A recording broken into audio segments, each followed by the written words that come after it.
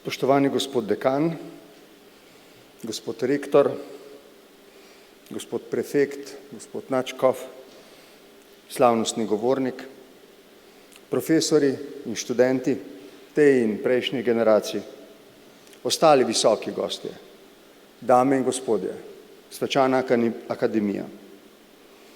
Spoštovani gospod dekan, sprejmite, prosim, iskrene čestitke ob vašem imenitnem jubileju, v mojem imenu, v imenu države in kolikor mi položaj predsednika republike to omogoča, v imenu vseh naših ljudi z najboljšimi željami za vašo uspešno prihodnost.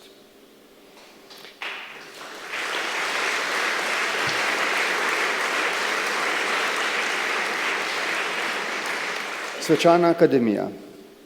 Ustanovitev Slovenske univerze v Ljubljani je bila eden od najpomembnejših dogodkov na poti kulturnega razvoja slovenskega naroda, ki je s tem dobil možnost izobraževanja in znanstvenega raziskovanja v slovenskem jeziku. Pot do ustanovitve Slovenske univerze pa ni bila niti samoumevna, še manj preprosta.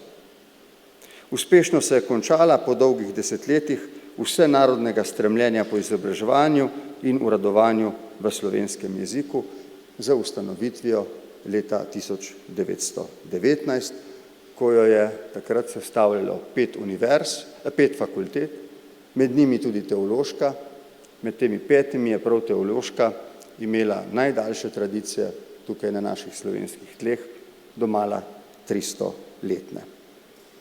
Regent Aleksander je, kot smo slišali od gospoda rektorja, zakonski predlog o njeni ustanovitvi podpisal 23. julija 1919. Zadnjega avgusta tistega leta je imenoval prvih 18 profesorjev univerze in tudi med njimi 3 redne profesorje teološke fakultete.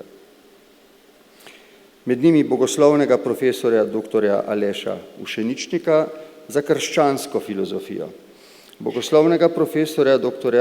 Franceta Ušeničnika za pastoralno teorijo in bogoslovnega profesorja dr. Ivana Zoreta za splošno cerkveno zgodovino. Kot sem dejal, zaradi 300-letne zgodovine, sploh ni bilo slučajno, še manj neobičajno, da je bila sestavni del nove univerze tudi teološka fakulteta. Tudi na našem ozemlju, kot običajno v Evropi, začetki visokošolskega študija sovpadajo s poukom nekaterih predmetov, ki so tradicionalno del teološkega študija.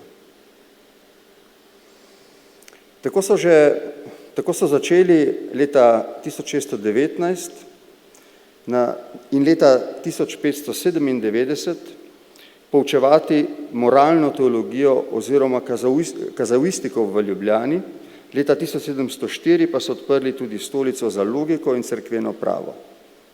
Spletu nesrečnih okoliščin je mogoče pripisati, da ljubljanski jezuitski kolegij ni prerasel že tedaj v univerzo, kot se je zgodilo to v Zagrebu ali v Celovcu.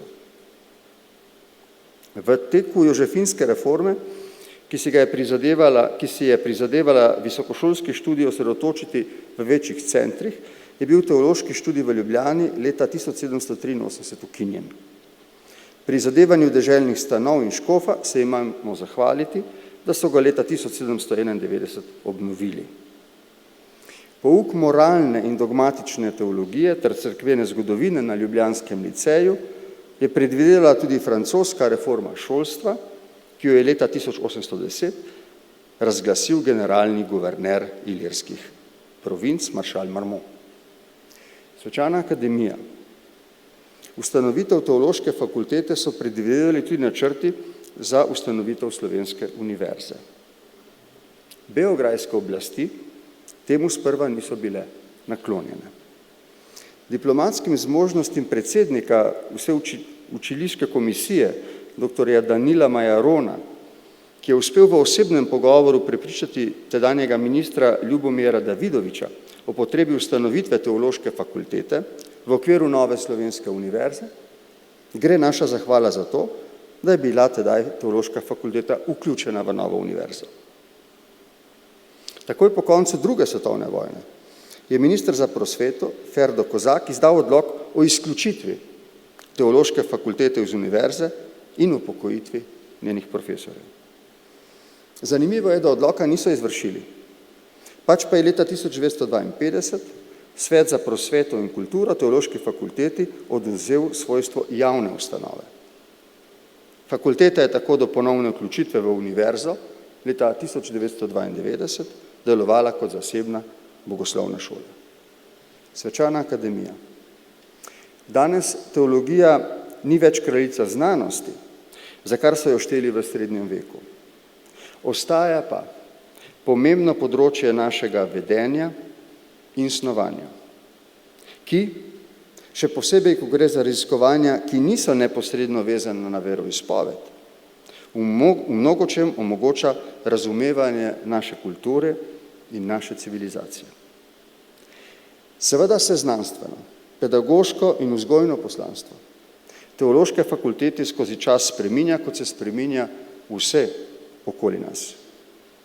Vendar se mi zdi, in to poudarjam kot opazovalec, nikakor ne kot poznavalec, da vse skozi ohranja svoje bistvo. In to je humanistično razumevanje krščanstva. Evropa in z njo Slovenija, Slovenci, imamo v svojih kulturnih in vrednostnih koreninah vgrajen močan pečat krščanstva.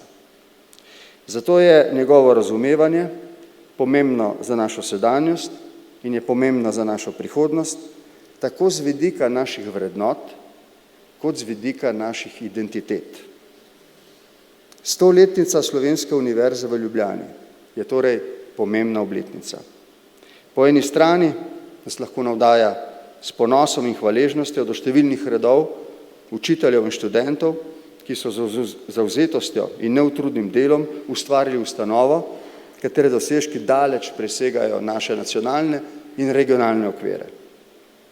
Po drugi strani pa pomeni obletnica vaše fakultete in univerze v celoti tudi zavezo zdajšnjim in prihodnjim rodovom študentov in učiteljev, ki pri svojem delu ne smejo pozabiti svoje odgovornosti do tehtne pobude, ki je pred 100 leti navdahnila ustanovitev univerze, da je namreč treba mladim ljudem omogočiti vrhunsko izobraževanje in raziskovanje v slovenskem jeziku.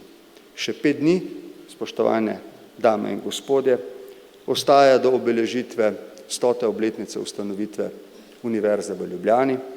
Imel sem velik privilegij, da kot predsednik republike lahko nagovorim svečane akademije prav vseh 5 fakultet, ki so bile tedaj ustanovljene.